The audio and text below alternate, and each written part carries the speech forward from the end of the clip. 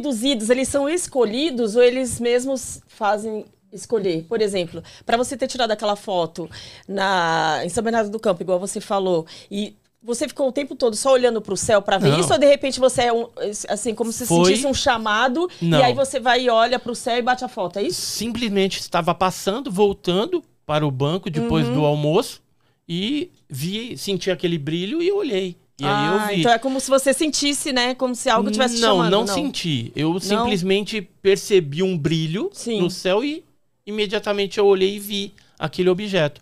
E no momento que eu observei, eu percebi que não se tratava de um objeto voador convencional. Por isso que eu resolvi tirar a fotografia. Como eu já pesquisava também, então, na hora eu tive se eu visse um negócio voando, eu achava que eu estava diante de um objeto voador não identificado. É um disco voador, em forma de disco voador. Agora, assim... comunicação, voltando lá. A gente tem a comunicação telepática, que é na maioria dos casos. Por gestos? Não, telepatia. Telepatia. Eles são muito inteligentes. E imediatamente você pensa em perguntar alguma coisa, já vem a resposta simultaneamente. No caso, os seres pensam alguma coisa e eu respondo também em pensamentos? Isso. Então, a maior parte dos casos é telepatia. Existe uma comunicação humano, né? Verbal também.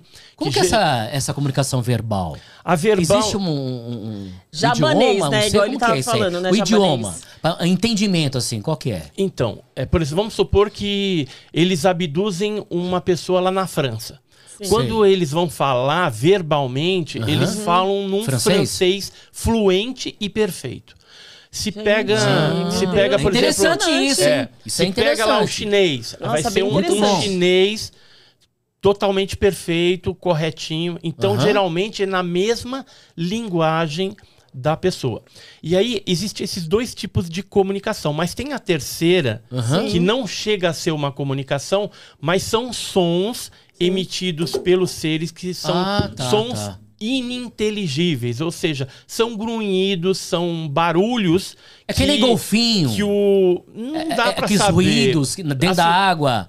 É porque os golfinhos, eles transmitem a comunicação assim, né? Não, geralmente são barulhos, grunhidos, né? Alguma coisa uma diferente. Pergunta. Assim, nesse tom. O caso de Varginha, por exemplo, foi tipo um zumbido. Sim. Né? E não houve comunicação, pelo menos verbal. Porque o barulho que ele emitia não era um barulho inteligível, né? Não dava para decodificar aquilo. Então, assim, existem esses três tipos de possibilidades. E existe um outro tipo também em que se colocam aparelhos na cabeça dos abduzidos e dos contatados. Isso aí eu fiquei sabendo mesmo, é verdade. Por exemplo, o caso Antônio Nelson Tasca, que aconteceu em dezembro de 1983 em Chapecó, Santa Catarina. Ele, no momento que ele estava conversando com a tripulante, a tripulante falou que tinha uma mensagem a ser passada para os povos da Terra. Aí ela veio com uma espécie de tiara, bonitinha, assim, colocou na cabeça do Antônio Nelson Tasca, que era um advogado lá de Chapecó, e ela começou a falar a mensagem. Sim. Após retirar aquele equipamento da cabeça dele, ele se lembrava perfeitamente, não era uma mensagem curta, era uma mensagem até longa, mas ele se lembrava dos detalhes, né, das construções, do jeitinho que ela falou.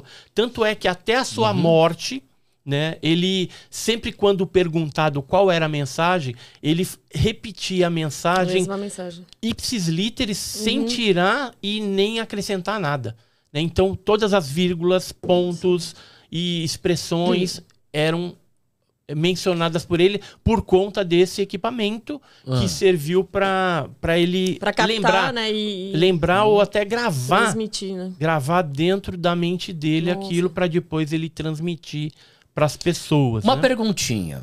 E Varginha, hein, pessoal? Vai ficar chateado. Não, Varginha, bora responder. Com certeza. Varginha, tem que essa responder, Varginha, aí, você vai responder pra gente aqui. É isso aí. Tem pouco tempo aqui, que pena, viu? Mas responde a Varginha, depois eu faço uma pergunta pra você. Então só tem uns 10, 15 minutinhos aqui. Deixa eu te passar já. Isso aqui é a nossa revista, a revista OVNI Pesquisa. Isso aqui é você que escreve. Eu sou coeditor dela, coeditor? mas aí, tem matérias que eu escrevo, artigos, inclusive essa daqui do Sertão Você Alien. escreve as experiências que você teve aqui no Brasil, é isso? São casos que nós pesquisamos. Por exemplo, na última edição, a edição número 16, tem uma matéria aí, Sertão Alien.